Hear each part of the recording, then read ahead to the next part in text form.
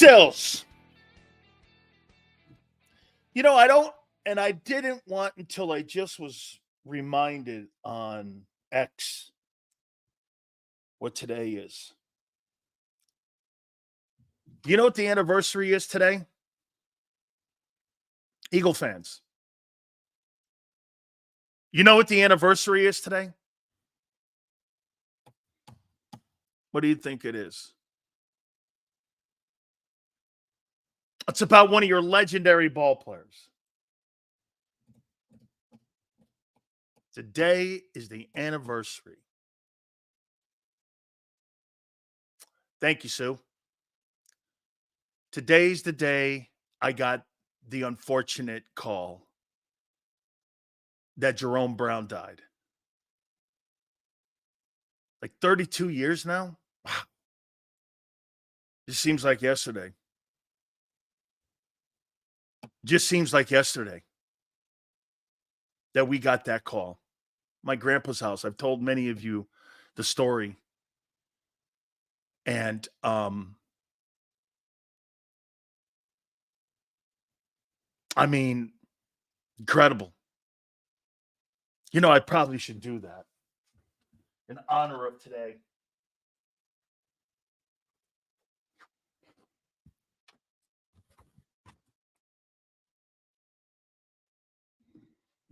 Probably should do it. Probably should do it, right? Man. I got to tell you, man. All the great legendary Philadelphia Eagles that were there. I know I told you guys a bunch of the story. Got all these when we all showed up. My friend Tim Jenkins sent me a reminder this morning. And just as I was going on, someone goes, Sills, today's anniversary of Jerome's dead. Or Jerome dying. I'm like, yeah. Probably have to say something. You guys seem very close. We were very close. Can't imagine how hard that loss was for you, Sills. Oh, we talked every week. Oh, exceptionally close. I wouldn't have been the player at Miami without him. I wouldn't have been the person. I didn't know anything about being around black folks. I had no idea. My relationship with Jerome Brown was more than football. I hadn't been around a lot of black folks in my life. And I got down to Miami, and it was an education that I'm so grateful that I had the opportunity to go through.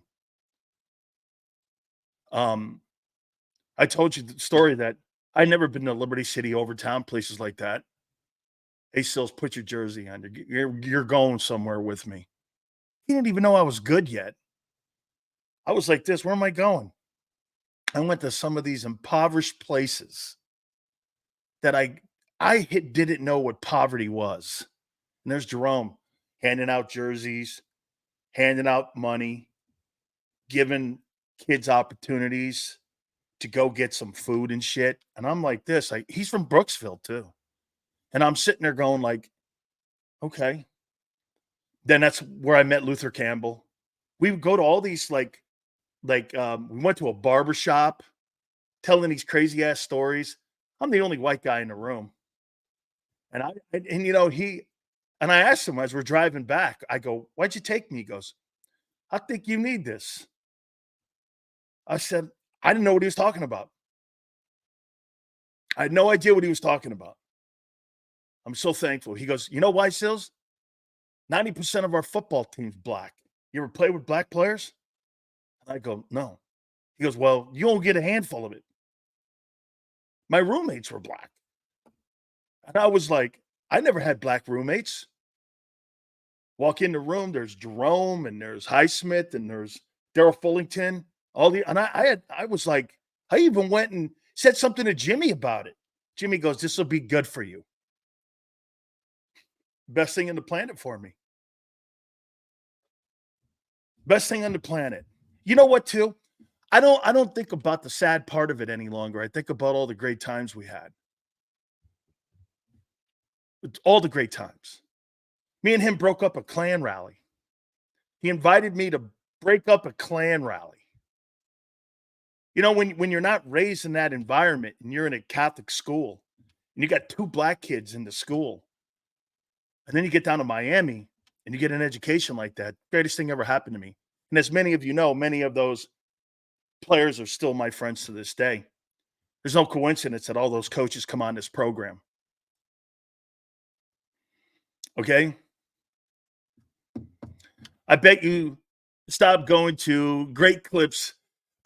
Eduardo. Yeah, that sounds about right. Okay? That sounds about right. You put your life at risk? Nah. What I did was I just was taught a lesson from my friend. Hey, man, it was awesome being there with Jerome and always going up to Brooksville, staying at his house with his family. It was really great, man.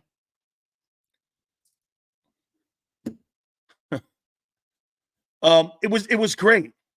Hey, JL24, you're not worthy of a response. You know why? You stand on an anthill praying, I recognize you. Congratulations. Now you can go sit in your little fucking dunce corner where everyone can laugh at you like they did when you were in high school, telling everybody that you were on the 5th team in football. Go ahead, kid. Go sit in your little dunce hat in the corner.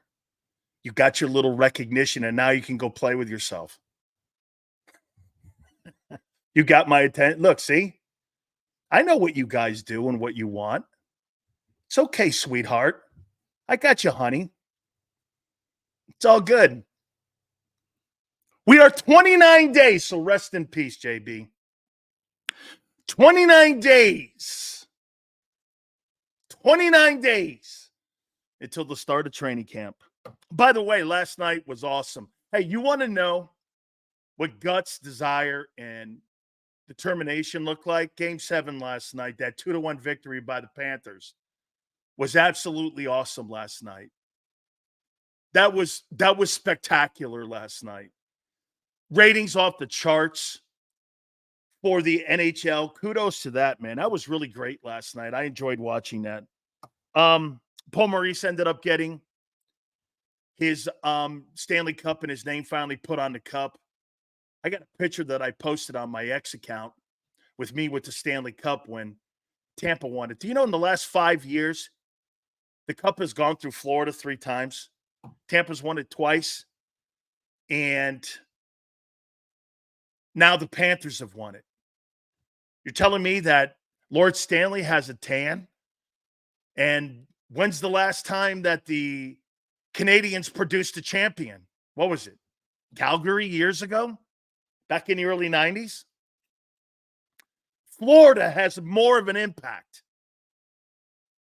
More of an impact in the NHL than what Canada does.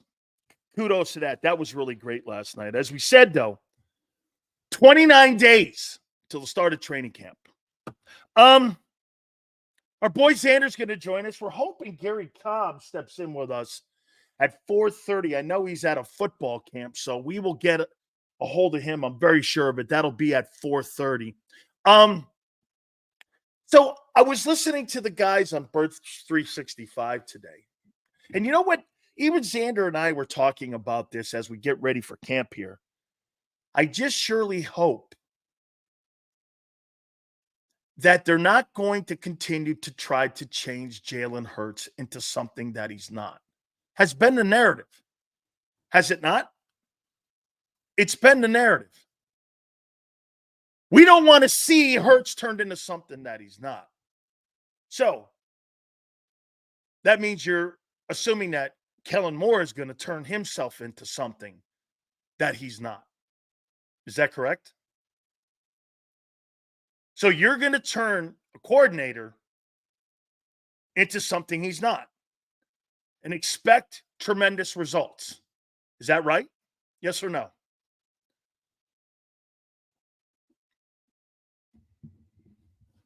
So Kellen Moore has to change. Right? Well, that's more of a risk than changing Hurts in a way, isn't it? right?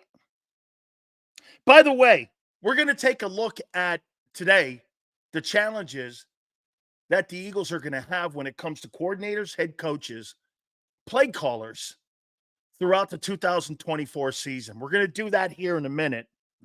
Okay. And I want to hit on something Dallas Goedert said. But you tell me, so Kellen Moore has to change pretty much how he's been a play caller in the league. Is that right? So Kellen Moore has to change. You don't want to change Jalen. Okay, and I get that. You're paying $50 million a year for that. So you hired a guy and you've asked him to completely change his play calling and how he play calls.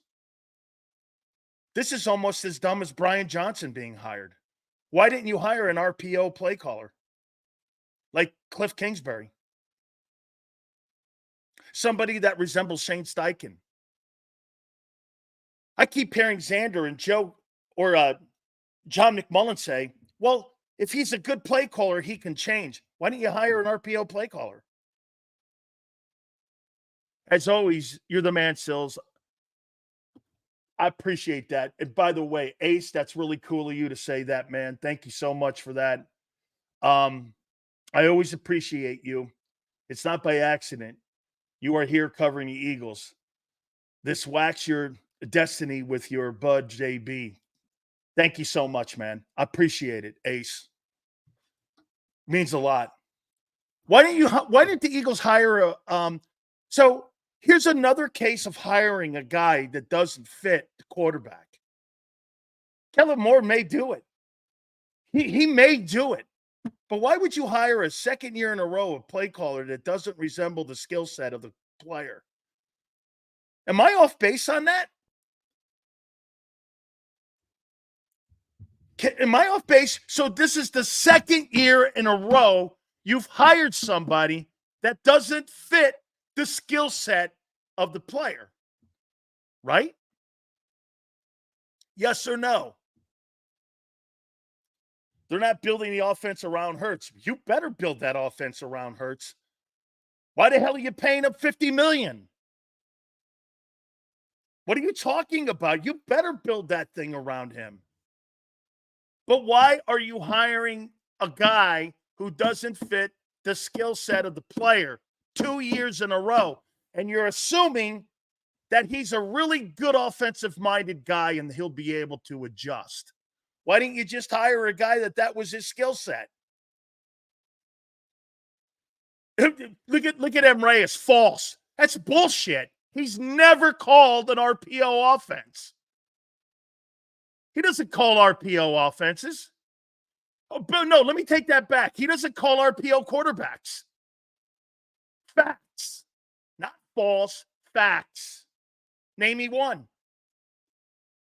Why didn't you hire a guy like Shane Steichen or Cliff Kingsbury? You had Kingsbury in the building.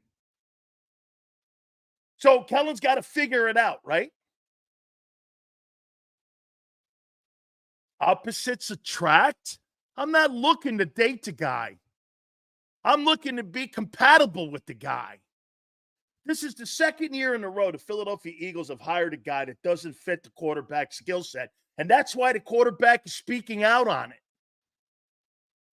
So all of these crazy ass notions, dude, that's an assumption. That's an assumption that he's going to be able to build an offense around Jalen Hurts. I know this. He's never built one around a quarterback like him. Look at this. Kellen will be just fine. How do you know that? Dude, if you had an RPO guy, I'd be more comfortable, wouldn't you? Let me ask you this. If you were going to hire a guy to fly an airplane, all he did was fly propeller airplanes, and then you had to have him fly a G8, would you feel a little uncomfortable that he's never flown a G8? But hey, he knows how to fly. Would you be a little nervous? Or would you rather be somebody like JFK Jr., wasn't qualified to fly the plane. Would you be a little nervous? This is the second year in a row. Hey, I think the defense has been addressed. I do. I think the defense has been addressed. But to sit here and try to tell me that for the second year in a row, you hired a guy, I got to tell you, I now see where I'm going right now is this. I see Jalen Hurts' frustration. You're not hiring the right people. Still, Kellen will be okay. You guys told me last year Brian Johnson would be okay. Didn't you? Sills, they've been friends forever. He's been in the building. He was the quarterback coach. It was just a progression that they would elevate him. Made sense. I was like this. But he's never called a play as a play caller. From day one, I questioned it. I said, that's not going to look. How about this? Brian Johnson would have been better this year. Don't you agree? That's a great take, Forte. Hurts is being baptized every year by a new system and a new way of play calling. Absolutely true. Absolutely true. He's the offensive coordinator. Can you coordinate a plan based on the talent you have, Sills? Yeah, but he's also the play caller. It's not about designing the play. See, that's the difference with Steichen. Steichen developed the play, but the decision-making was Hurts's. Decision-making was Hurts's. Okay? Johnson had no experience in play calling or designing a scheme, Marina says. Hey, Marina, every one of your football players had career years last year. Don't you think he would have been better this year? Don't you think he would have been better? You won 11 games. I mean, you won 11 games. Your wide receivers got contract extensions. I mean, some of you think Hurts didn't play that awful like John McMullen. Don't you think he would have been better? First-year play caller. How about this? Let's put this out there. So as a first-year play caller, you think Brian Johnson did a good job or not? Some of you are going to go, no. Well, why? Everyone had career years. DeAndre Swift did. Wide receivers did. Offense was eighth. He scored 26 points a game. Hurts threw for 3,900 yards. This guy just beat numerous good defensive coordinators. Beat the Chiefs. I'll duel the Chiefs. I'll duel the Bills.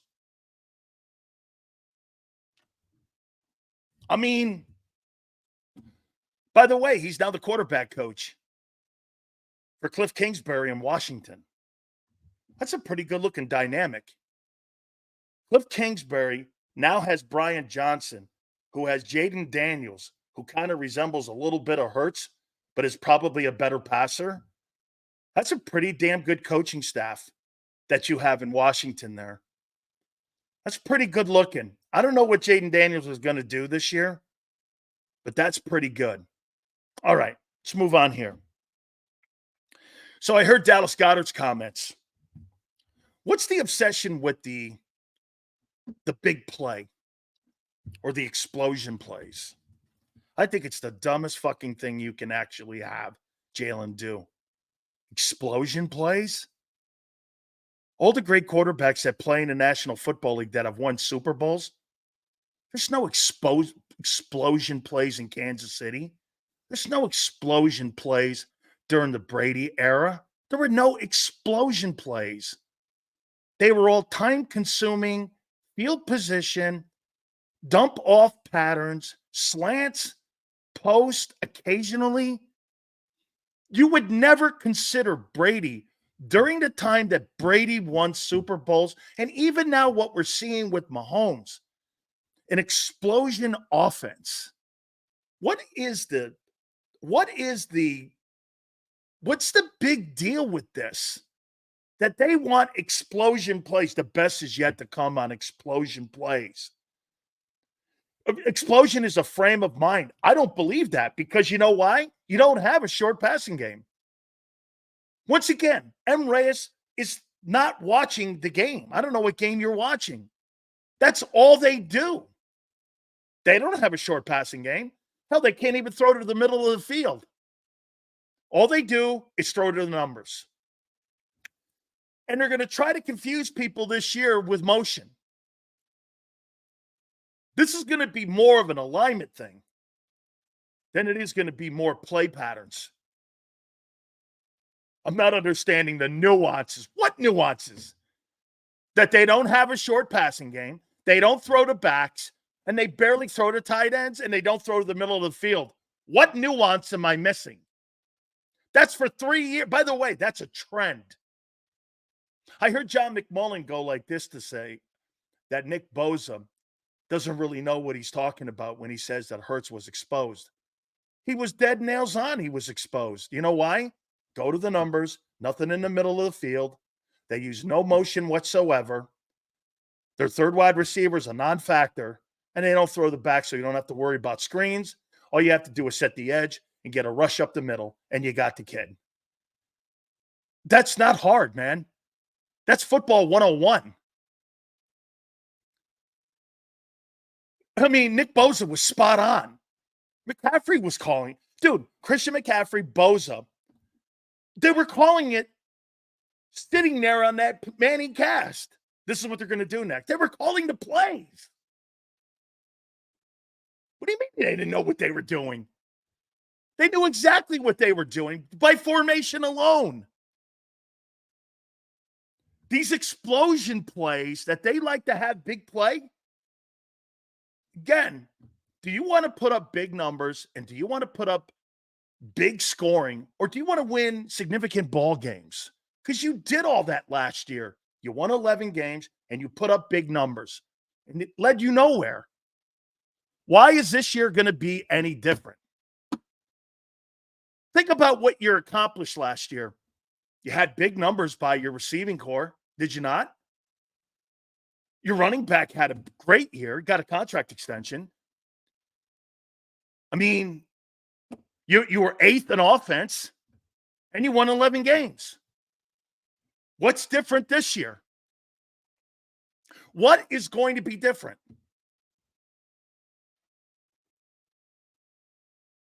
But what?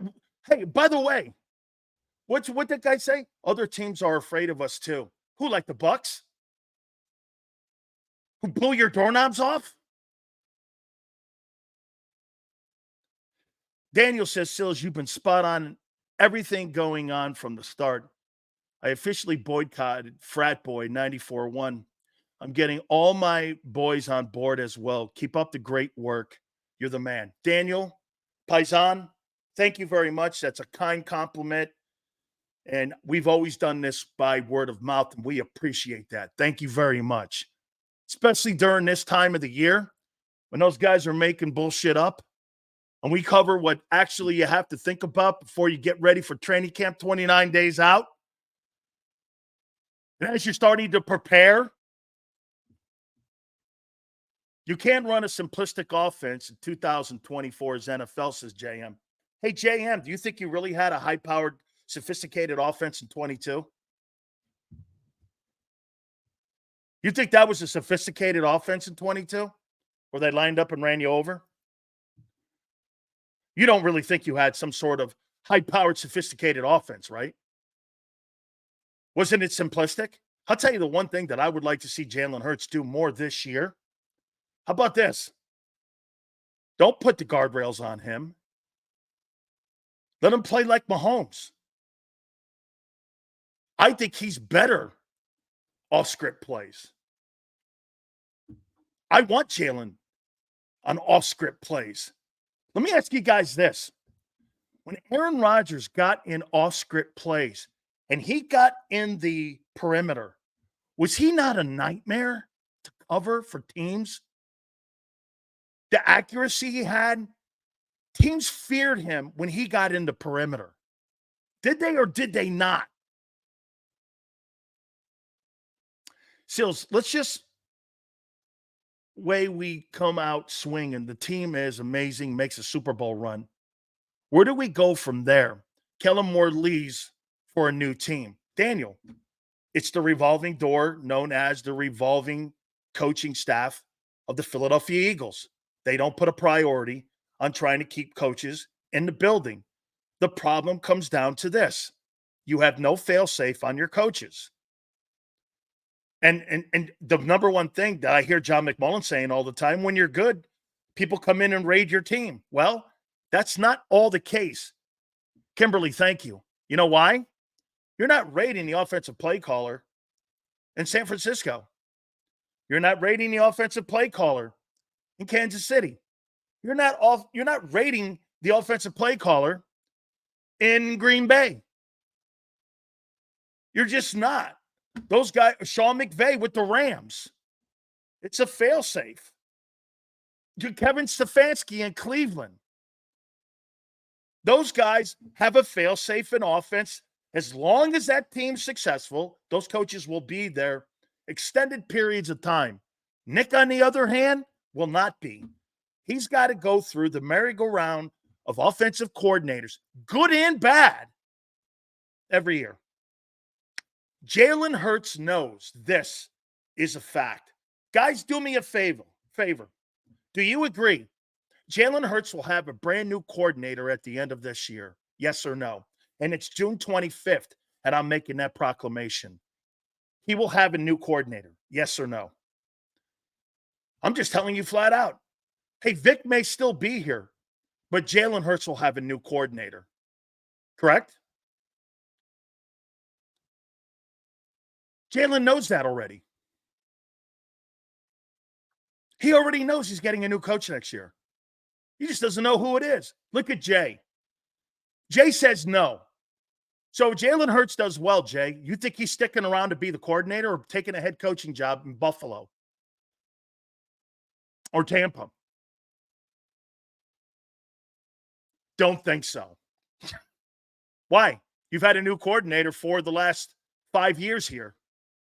Steve, look at Steve. Look at you guys. Look at how many offensive coordinators you've had in the last 3 years. Okay? Nick, Shane,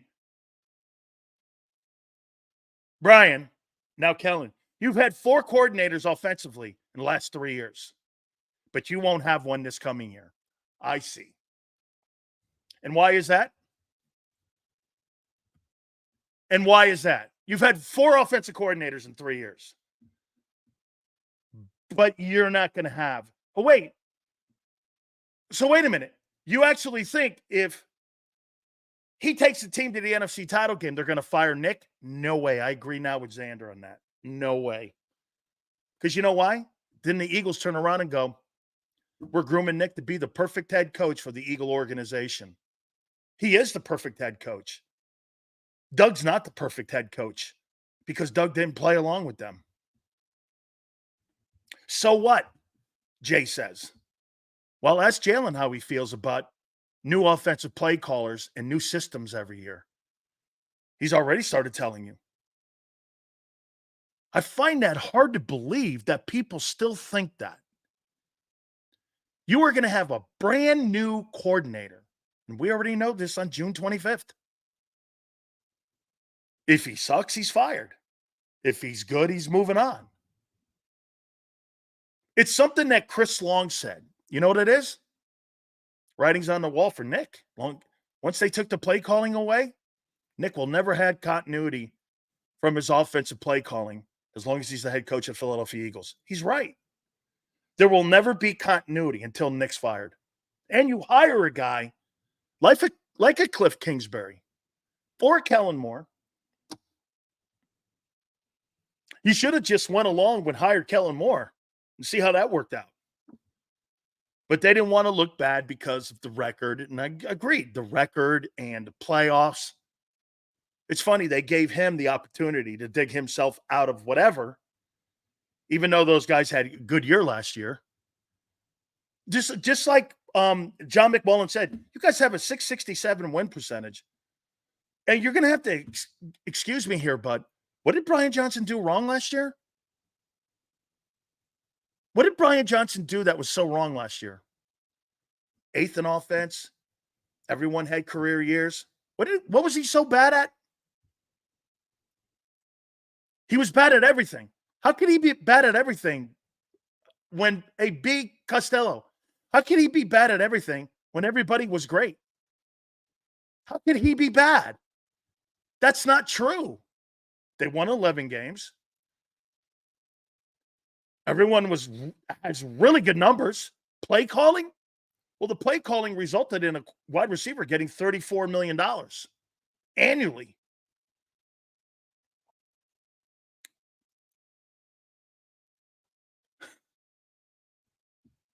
Seals, explosion plays are like home runs in baseball.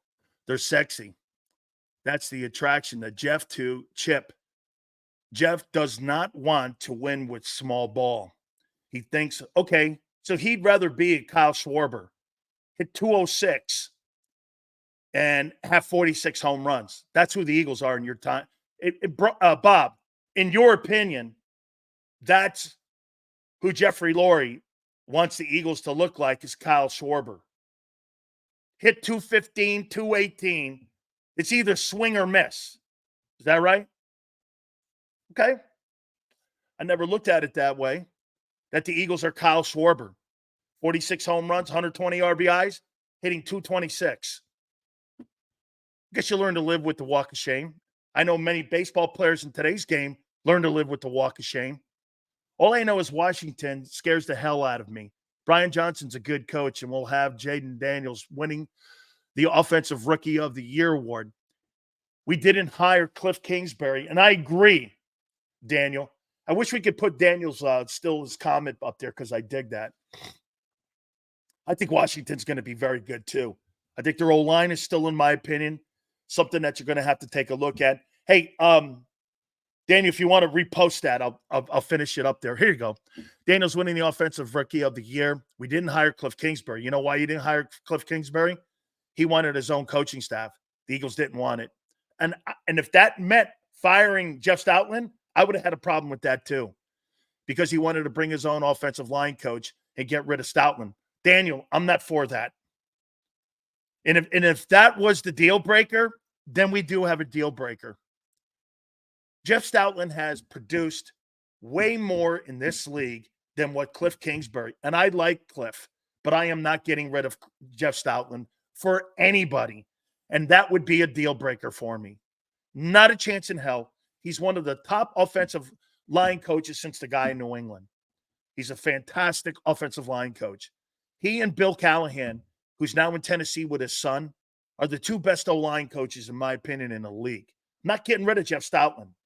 Jeff Stoutland is the best offensive assistant coach that the Eagles have had since Jim Johnson. Since Jim Johnson. I'm not getting rid of Jeff Stoutland. That's not happening. Even Sirianni stopped airing it out and started to run a couple of years ago. So change happens. Does. Brian Johnson eats shit for breakfast. Yeah, well, all your boys got paid. I bet you this, M. Reyes. If you asked those wide receivers who got contract extensions this year, if they were disappointed in Brian Johnson's play calling and targeting to them, I wonder what they would say when they got their wallets filled and their salaries tripled. You think they're happy or sad? One guy had almost 1,600 yards. Actually, since he's been a Philadelphia Eagle, and Brian Johnson, last year, he had a career year. A.J. Brown did. Stoutland is the best. I completely agree with you guys. But the obsession with the explosion plays is dumb, but it's an optics. Remember, that's an organization that thrives on optics. They like to look bigger than they are. They want the big play instead of winning games. This is a prime example. Look, so you guys really think it's going to be, what is going to be different this year? You think? You won 11 games and everyone had career years. What will change? What changes? Barkley a little better? Well, you lose Jason Kelsey. I'll tell you what, if you wanted to make, how many people would do this? If you wanted to exchange this out, you could send Barkley back to New York, and I'll take Kelsey back. I'll take Kelsey. I'll take Kelsey. You can have Barkley. Would you want that trade? Kelsey for Barkley? Would you do that? Look at B. Costello. He would take a broken down running back over an all-pro center.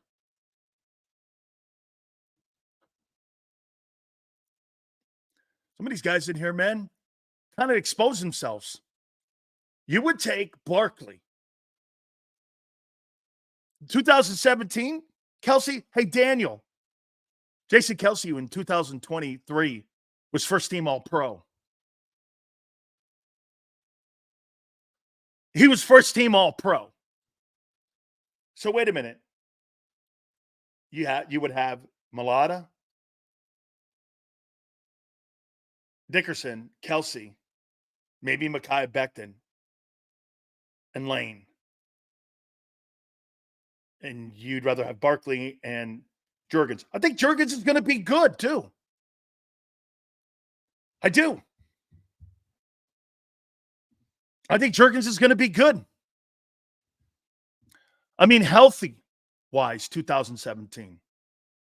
With 2023 knowledge. Hey, man, you never know when Father Time is going to hit one of them guys that are up there 36, 37 years old. You're not wrong for the notion of what you're saying, so I'm with you. It's irrelevant. Jason ain't here. He's not coming back. It's not the point, Steve. Once again, Kelsey doesn't want to play. Barkley does. Not rocket science. Not sure what you're talking about. I'm talking about if you think that that's an upgrade, having a guy like Barkley in the backfield and the loss of Kelsey is going to compensate for that, you're high. That's the point. You think you upgraded at running back. I don't. I want to see it. You surely haven't upgraded at center. It's not a hypothetical. Dude, the point was you signing Barkley and losing Kelsey's not a wash. That's the point. It's not a hypothetical. That's a reality.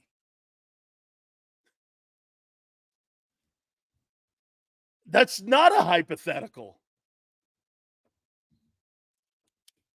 What's his name? Dave goes, who's that running back? Who cares? You've had Miles Sanders and you've had DeAndre Swift the last 2 years average 1,300 yards. Does it matter? And you stopped running the ball in the second half of the season last year. Did it matter last year? It's not. How is that a hypothetical? If you think signing Barkley and losing Kelsey is a wash, that's not a wash. It's not a wash. That's not a hypothetical.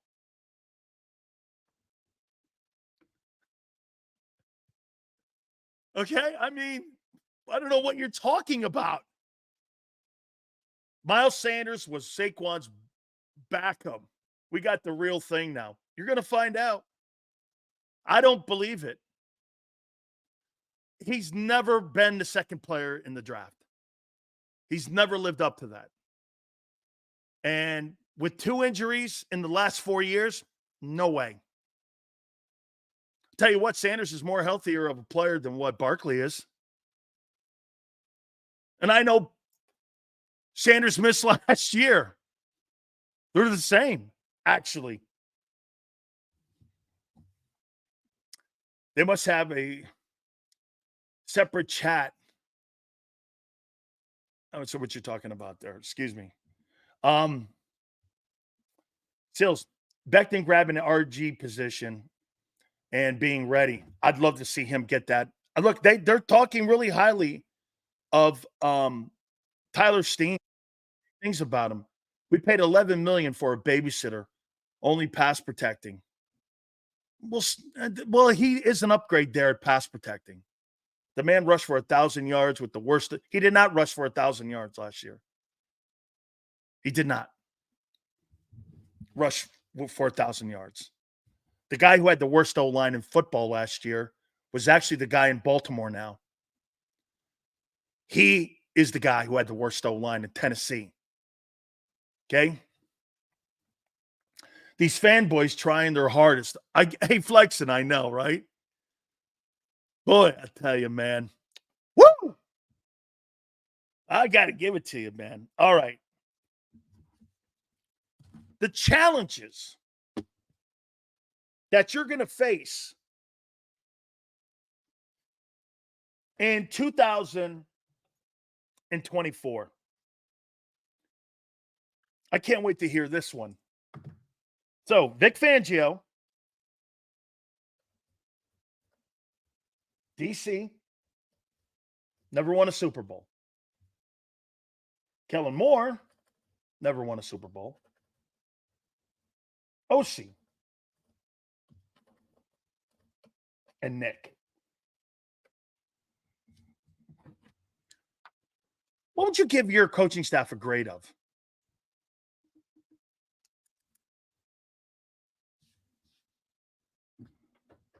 What would that coaching staff, what would you give it a grade of? Vic Fangio, Kellen Moore, and Nick Sirianni.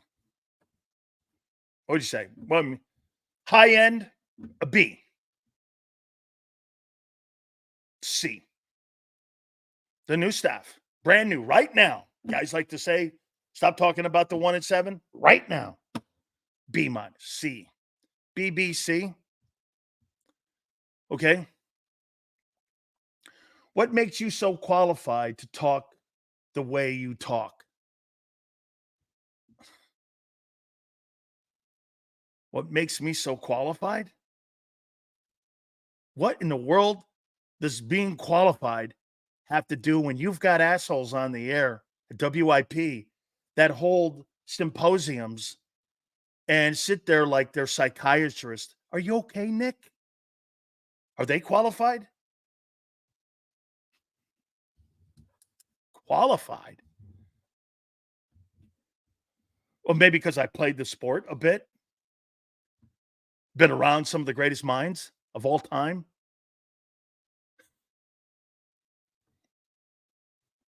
Okay. What would you say? C plus? Okay. So let's go through what you're going to have to face this coming season. Let's start with September 6th. Jordan Love, Matt LaFleur's the head coach, play caller, and the defensive coordinator is Jeff Hadley. Who wins the matchup there going in? Whose coaching staff would you rather have? Vic Fangio, Kellen Moore? Jalen Hurts, you got to put that. Would you rather have Hurts? And for the record, I would never start my team if I was building a football team with Jalen Hurts over Jordan Love long term. Never happened. Hurts, Vic, Kellen Moore, or Nick? Who would you give the advantage to in that September 6th game? Green Bay or the Eagles?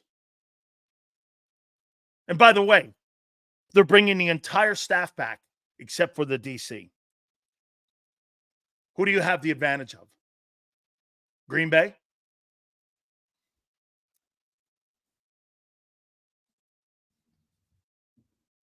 Who has the advantage in that September 6th? Green Bay? I think you guys are right. Green Bay has the advantage.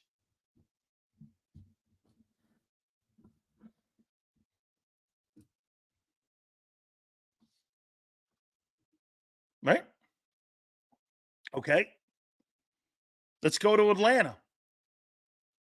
Kirk Cousins, Raheem Morris, Super Bowl winning defensive coordinator, Zach Robinson, first year on the job as the OC.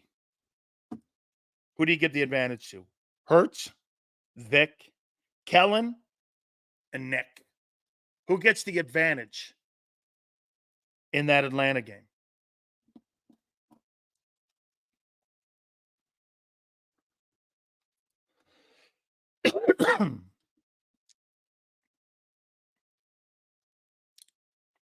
Last year, you said every team Eagles faced, and whatever. DFW Sports says Atlanta. Kimberly, Falcons. Philly, but it's close. I give it to Philly. I think Philadelphia has the advantage here. Vic? Is Vic a better D coordinator than Raheem? No. Is Kellen a better coordinator than Zach Robinson? Zach Robinson, I think this is the first year being a coordinator in Atlanta. That would go to Kellen. And Kirk Cousins winning a game on Monday night versus Jalen. I'm going to go with the Eagles on that one. I take the Birds on that one. I think they'll be okay coordinating against that Atlanta team. Plus, Atlanta's got some holes on the football team. And that's Kelly Green. You're right. And you got the talent. You're right. I'm gonna take the Birds in that one. Here's New Orleans.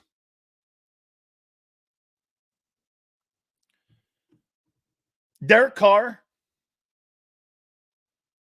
Dennis Allen, who's the head coach, but really the DC of the team. They've always had really great DCs.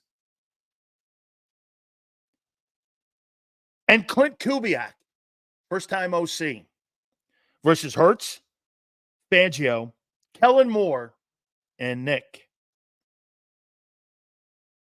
Well, I'm going Birds again. I think you got more talent in the coaching staff and that quarterback. That's what this exercise is. And then the intangible would probably be who's got the more talent, obviously. But it didn't matter last year. You had talent last year. You had people doing great things last year, and you failed. Again, I don't see a lot of differences this year than last year. I think you're going to be the same team. Win 12, 11 games, and get knocked out in the playoffs again. Nothing's going to be different. You're going to put up the same numbers. You're going to put up the same amount of scoring, and nothing's going to change. I don't see anything different. This will be interesting here. Tampa Bay. Actually, if you think about it, Todd Bowles is 2-1 in the last 3 games versus the Eagles. How's that possible? Todd Bowles is 2-1 versus Philly. And 2 of them are in the playoffs. Baker Mayfield, Todd Bowles, outstanding DC, and another Super Bowl winning defensive coordinator. And Liam Cohen. Hear good things. Bruce Arians, this is a Bruce Arians suggestion on the hiring of this guy to be the coordinator. Baker Mayfield, Todd Bowles. You guys like to bring up that, what's that thing you guys beat Josh Allen? Baker Mayfield, he's 1-1 versus you guys. And Todd Bowles is 2-1 versus you. I'm going Bucks here. Last game, they kicked the shit out of you.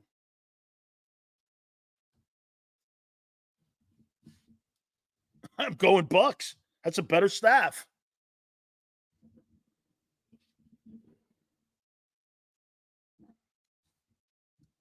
And he's 2-1. Record's got to matter. Some of you look at Nick Sirianni's record and call him the greatest coach in the history of the Philadelphia Eagles. Well, it's got to matter to Todd too, doesn't it? This is a beauty right here. Deshaun Watson, Kevin Stefanski, and Jim Schwartz. Not a question.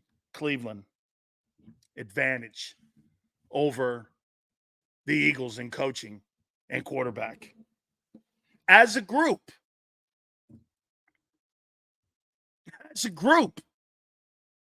Cleveland all night. How in the world did that football team do the things that they did last year with all the quarterbacks that they had to go through? And Kevin Stefanski's a hell of a coach, and he's actually a play calling head coach. Schwartz was the NFL Assistant of the Year. I mean,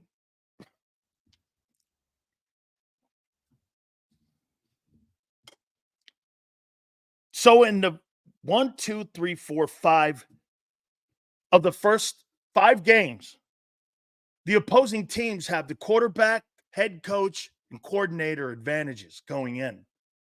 And you have probably the talent advantage. Kind of like last year.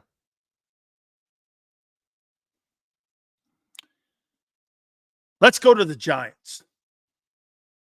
Daniel Jones, Brian Dable, and Shane Bowen. I go Birds here. I think Brian Dable's a good coordinator. I think Daniel Jones stinks. And I don't know anything about Shane Bowen. He may be good. But you go Giants here. I mean, excuse me, you go Birds here.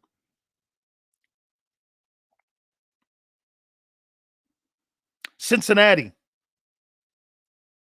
Hey, did you see that preposterous post on my ex where people were trying to compare Jalen Hurts to Joe Burrow?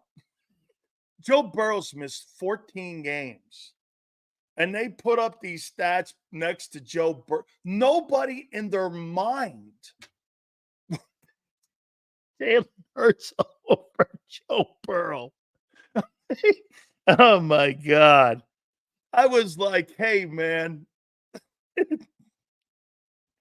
Nobody in their mind would take Jalen Hurts over Joe. Oh my God.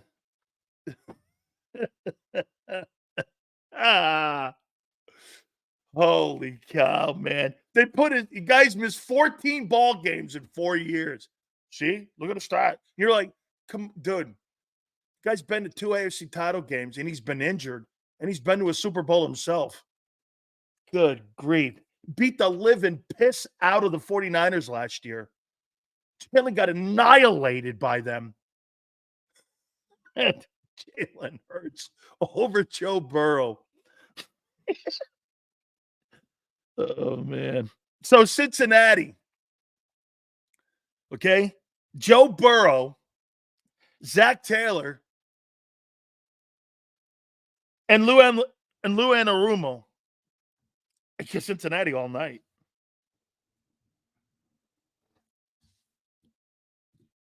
Oh, this one's going to be fun. By the way, this is the hire of the offseason here. Jacksonville, Trevor Lawrence, Doug Peterson, and Ryan Nielsen. Ryan Nielsen's the hire of the offseason. Everybody. Brilliant mind. There's not a chance in hell the Eagles have the advantage here.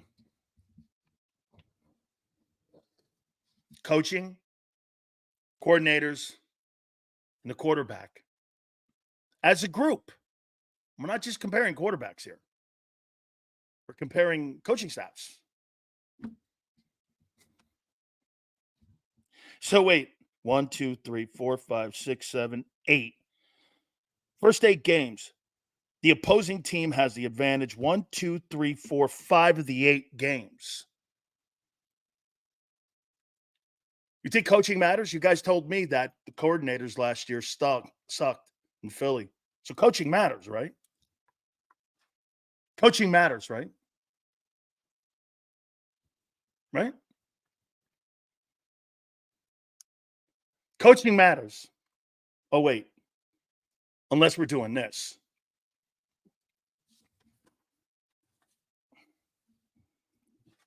Dallas. Dak Prescott. Mike McCarthy, Super Bowl winning head football coach. Mike Zimmer has won a Super Bowl on that coaching staff that Jimmy Johnson put together. Dallas all night.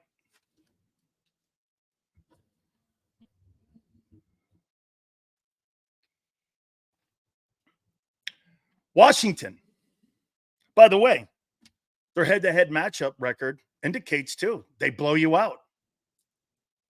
I mean, there's a reason Dak's 9-4. Washington, Jaden Daniels, Dan Quinn, and Cliff Kingsbury, the play caller. So you have Cliff Kingsbury as the offensive play caller and Dan Quinn as the coordinator on defense. And Daniels. This one's interesting because I don't know what Daniels is going to look like. And I have to be fair. Hang on here, Kimberly. Washington, you can't give the nod because you don't know if the quarterback's game fits to the NFL yet until you see him throw a ball. We didn't know what Stroud was going to look like until we saw Stroud get on the field.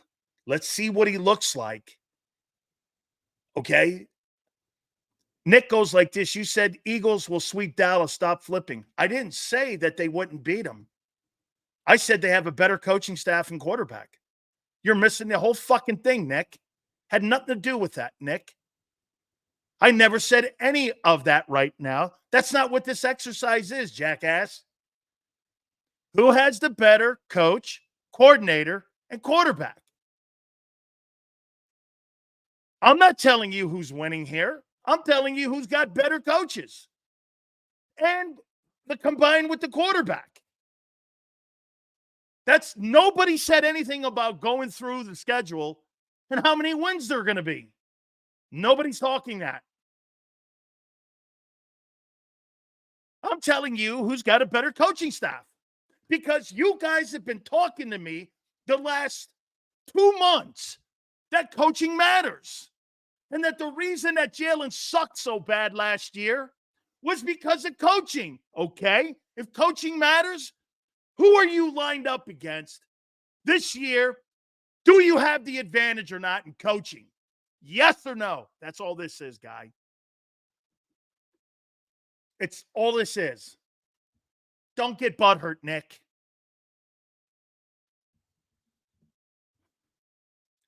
Got you, Nick. All good, brother. All good. I'm not saying who's going to win, Nick. By the way, you ready for this, Nick? If you really want to, hey, for this, I'll say this to you. Watch this, Nick. Dude, there's no question. But you had it last year, the more talented roster, but it didn't matter. This comes down to coaching. That's what we're talking about. You guys have been telling me, Xander too, have been telling me coaching was not good last year. Well, do you have the advantage this year in the opponents you're facing? No, you don't.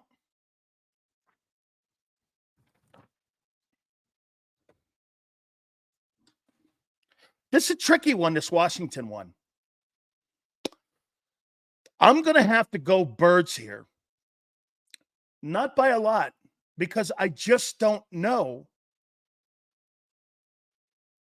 what Jaden Daniels is going to look like. I thought Dan Quinn did a great job with Jalen in Dallas. They crushed him last year. In Dallas, they blew the doorknobs off him, crushed him. Wasn't even a factor. That game wasn't even competitive, actually. So it just going to come down to the quarterback. Now, if the quarterback is anything, Washington's going to be scary. And I told you, I predict that Washington wins the NFC East, in my opinion. Okay?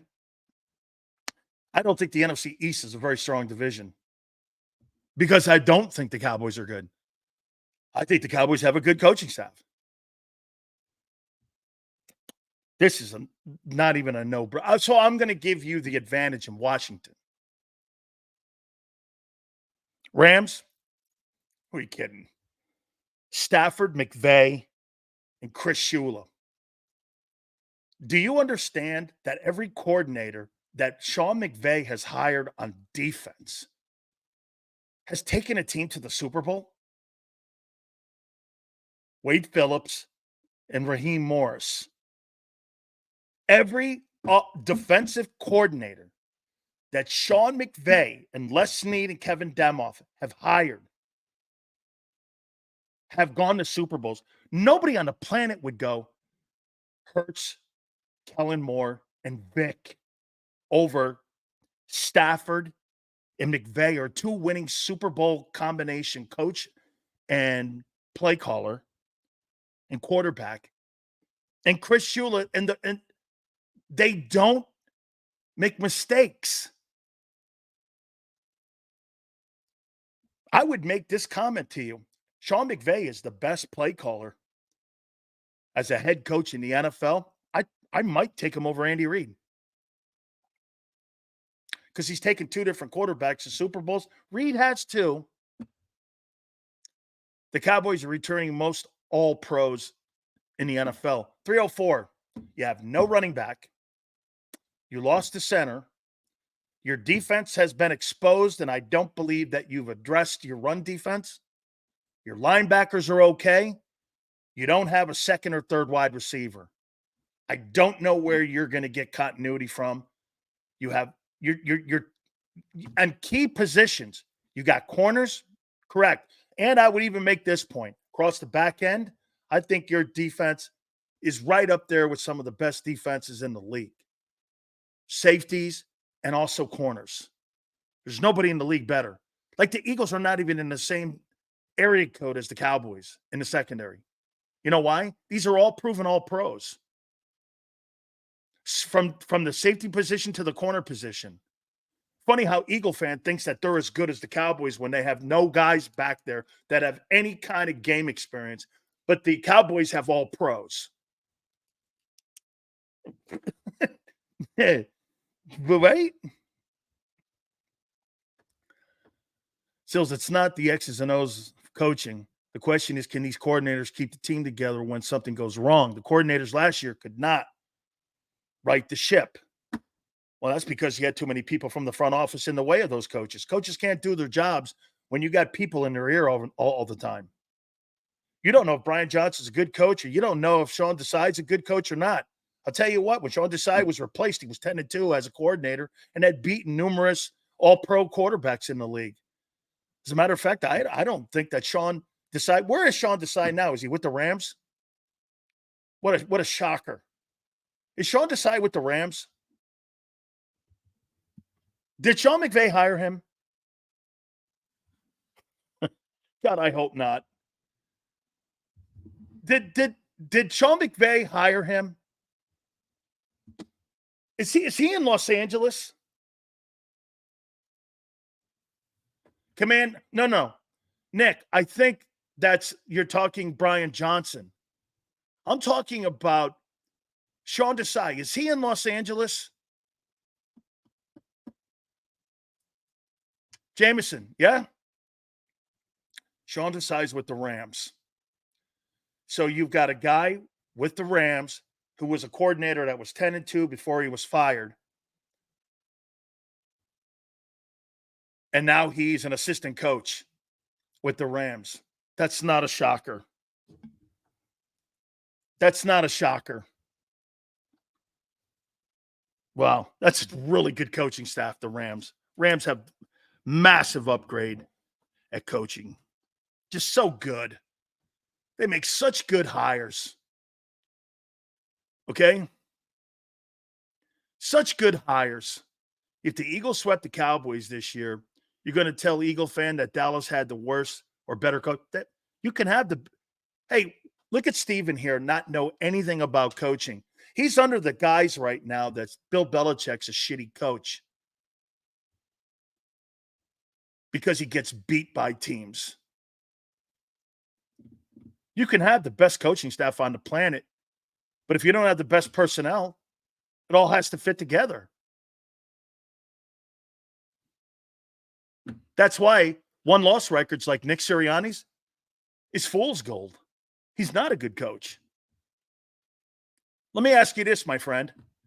Would you hire Doug Peterson or Andy Reid over Nick Nick's got a better record. He's won more. Who would you hire? Who would you hire, my friend? Doug or Andy? Or would you hire the guy with the best win percentage in Eagle history? Who would you hire? Who would you hire? Go ahead. I'm very interested to see who you'd say.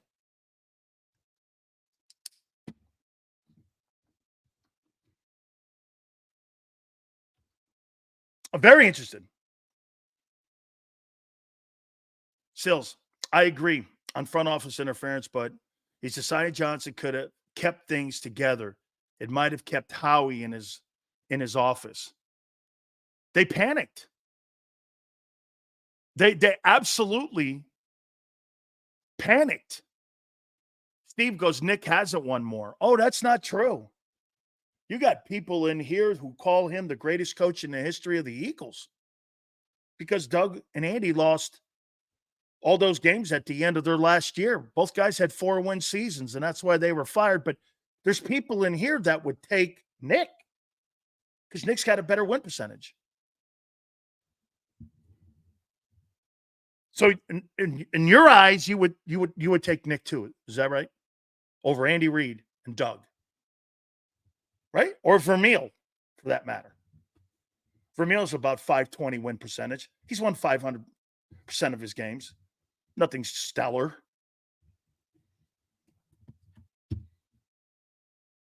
So you'd hire Nick over Vermeil, Andy Reid, and Doug because he wins more. All right.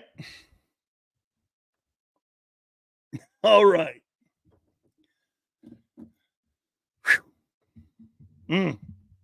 I'd take Nick over Doug with a quarterback smart enough to run his offense.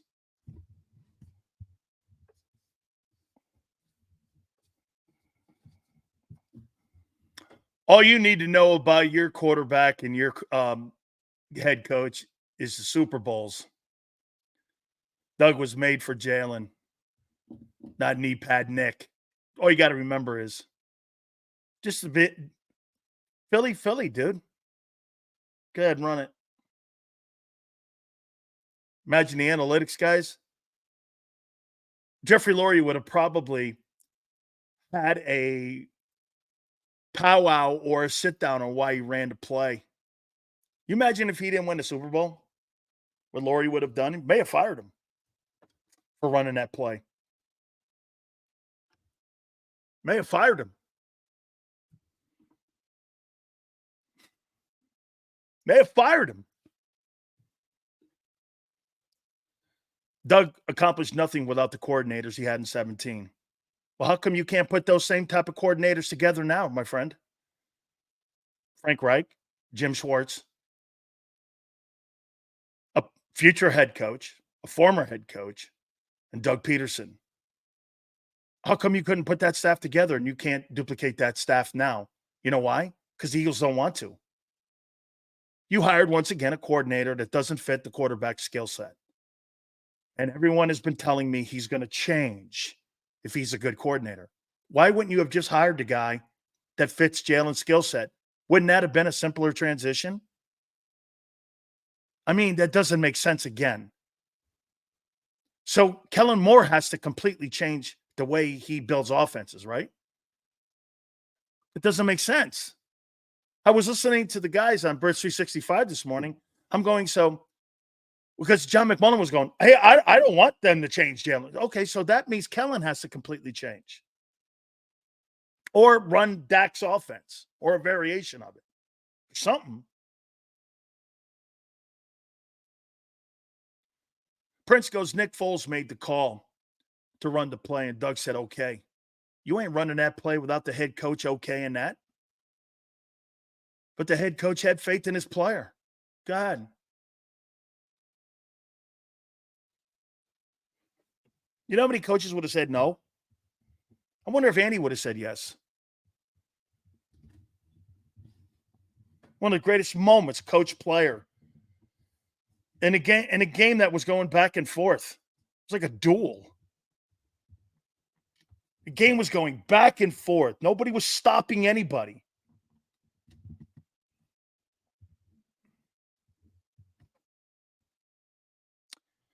Let's go to Baltimore now. So let's take a look at this. 1, 2, 3, 4, 5, 6, 7, 8, 9, 10, 11. 11 opponents. Remember, the NFC East is twice. So 11 opponents. The opposing team, quarterback, coordinator wise, has the advantage 1, 2, 3, 4, 5, 6, 7 out of the 11 games you're playing. You're going to be an underdog this year in pretty much the majority of the football games you're playing this year. When it comes to coaching and connecting with the quarterback.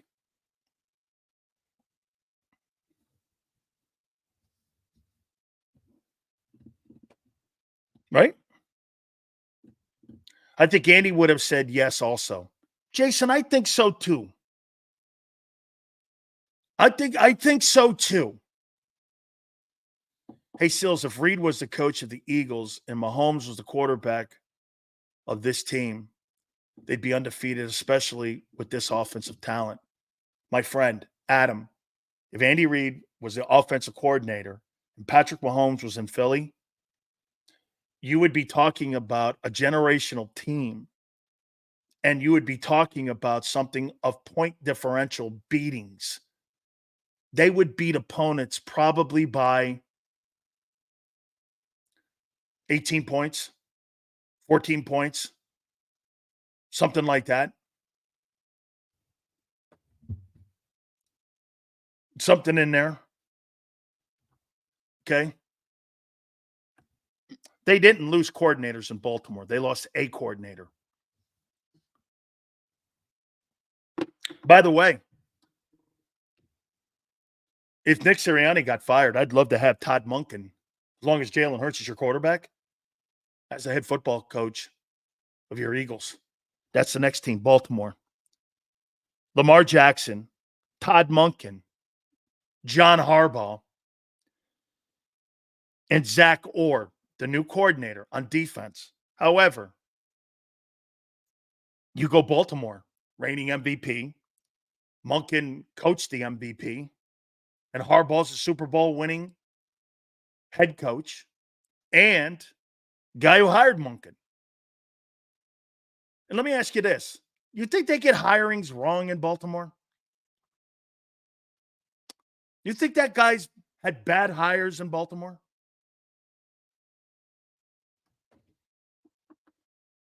Okay. JM goes, Monken is just Frankensteining together his failed offense with Romans, which led to the most valuable player in the National Football League last year and 14 wins. That's some slapping together. Look how, what's his name just embarrassed himself. He just said that Todd Monken slapped together an offense that lost in the AFC title game to the future Super Bowl champions. And he had a reigning MVP, and he won the MVP award, and they won 14 ball games. That's something else on slapping together a defense. Baltimore.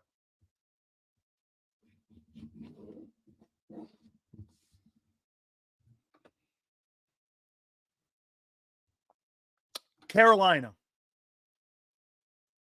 Bryce Young, Dave Canales, and Giro Rivero. Eagles all day. This Pittsburgh one is going to be interesting. Name one OC that doesn't adjust their scheme to fit the quarterback talent cells. Okay. Let's see.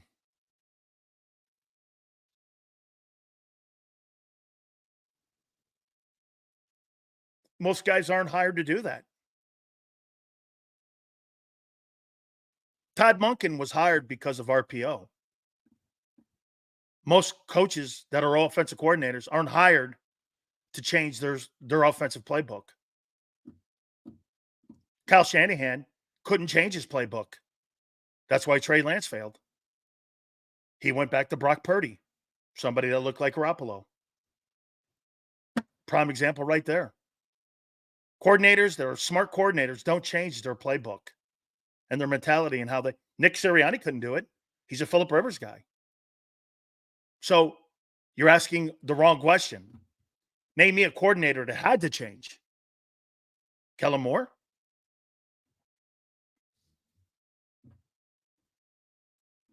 Kyle Shanahan didn't change. By the way, Kyle Shanahan tried to change. They drafted Trey Lance. Niner all day, right? Kyle Shanahan actually tried to change. They drafted an RPO guy. He couldn't do it. They realized he wasn't the guy, and they went back to traditional drop back. He didn't change. He tried to, but didn't work. Kyle Shanahan failed, but Kellen Moore won't. Okay.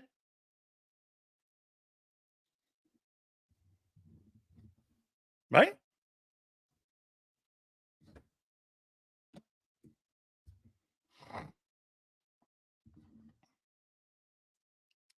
Right? I like that question, actually.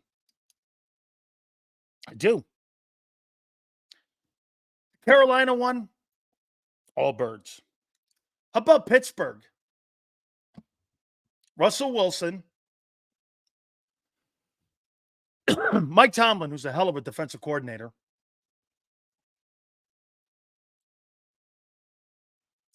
And Arthur Smith, former head coach of the Atlanta Falcons. Who'd you take in this one? Eagles or Steelers?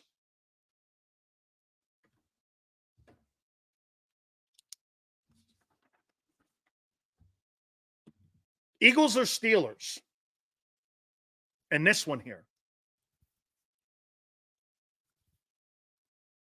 Maxon goes Steelers.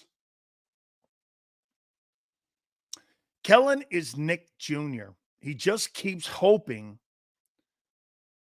for a head coaching job every year and is willing to be a yes man to do so. Nick says Eagles close. Kellen Moore changed because when he was first in Dallas, he never ran RPOs with the quarterback. Not true. Hey, Dallas Cowboy fans that are in here, and I know some of you are in here, will you please tell these Eagle people he never ran RPOs with the quarterback? Kellen Moore in Dallas. Will people please tell them that? Will some of you guys, 304, I know you watch the show, an Ultra Cowboy, will you tell these Eagle guys he never ran RPOs with Dak Prescott? I mean, I don't know what you're talking about. He never ran RP. Here, I'm going to do this the last time. The last time here. I'll show you how many rushing attempts that Dak Prescott had in his time in Dallas under Kellen Moore. Okay, he did run a couple each game until Dak broke his leg and he stopped. Amen. Dak Prescott stats. Here you go. Here's as many attempts rushing in a season, while Jalen Hurts averages 150 or more runs a year. Okay? This is what Dak Prescott did in Dallas, running the ball in attempts. 57, 57, 75, 52, 25, 45, 45. This last year under Mike, 55. Dude, Jalen Hurts runs the ball between 150 and 180 times a year.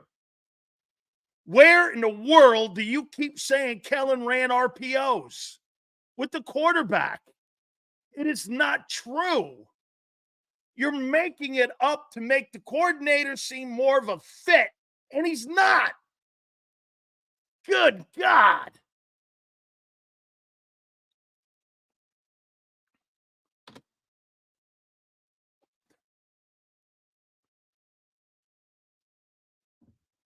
Got to be kidding me. That gives, hey, I'm just telling you, that's still running. The reason that they don't have to run an RPO in Dallas is because the quarterback is a better arm thrower and better in the arm talent than Hurts. He throws for 4,600 yards. So in a game, get this, the average is 49. Okay, Jalen Hurts. Let's do this. This is so dumb that I'm even going down here with this. Jalen Hurts stats. Let's do this.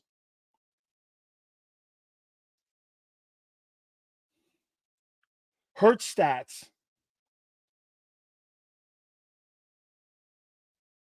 Here. Hurts. His rushing attempts.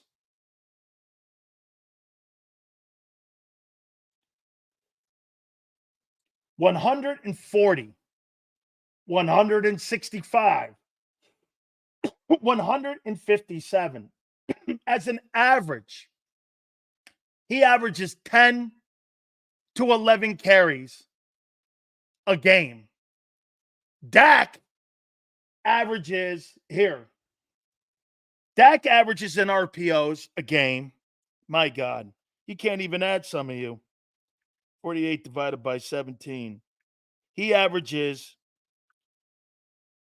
3 carries a game.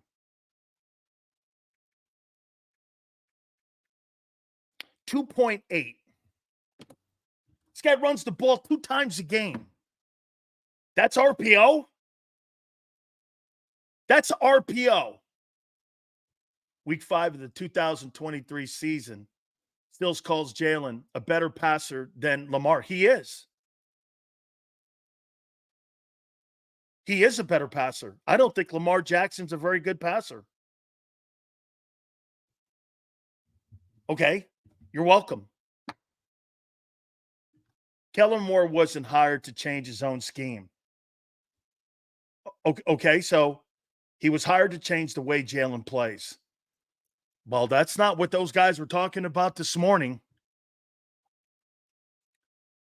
Everyone's like, hey, no way. Kellen's going to change. Okay. Kellen's going to change.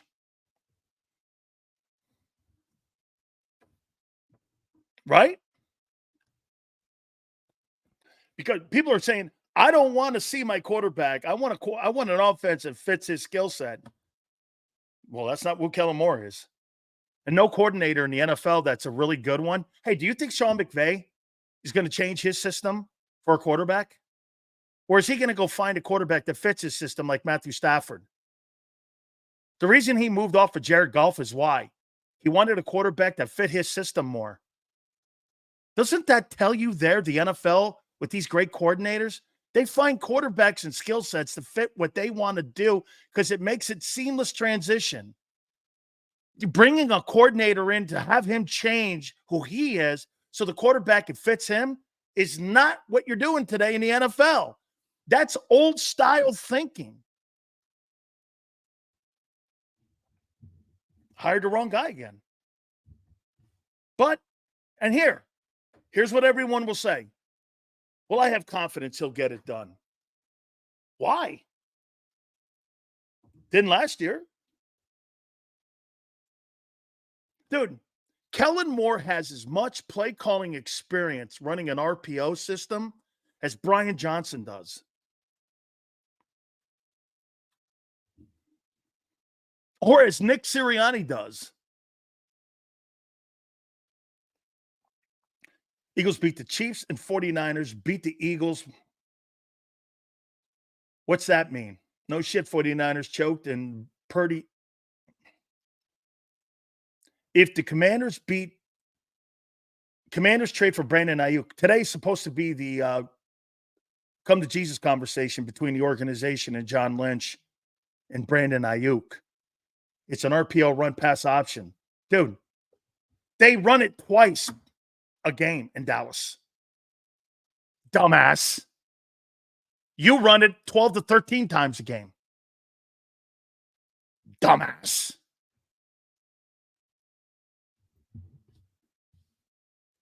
That's why the season is make or break for Jalen. Jalen will be exposed once again that he isn't a pocket passer. He'll never be.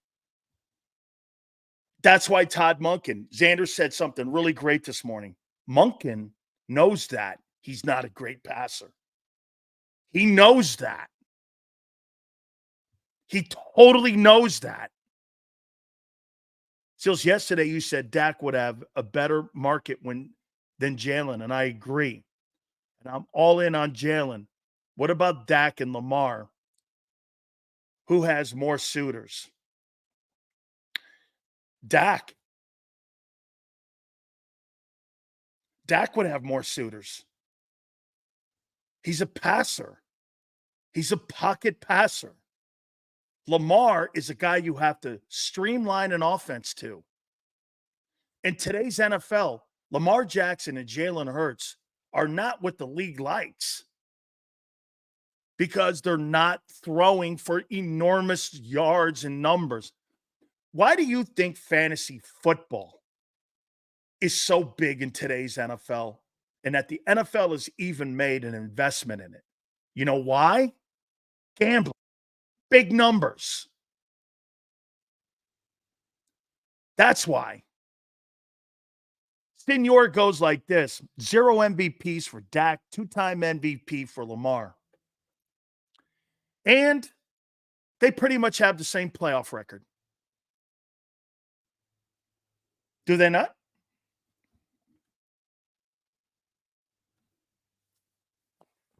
Got the same playoff record, don't they?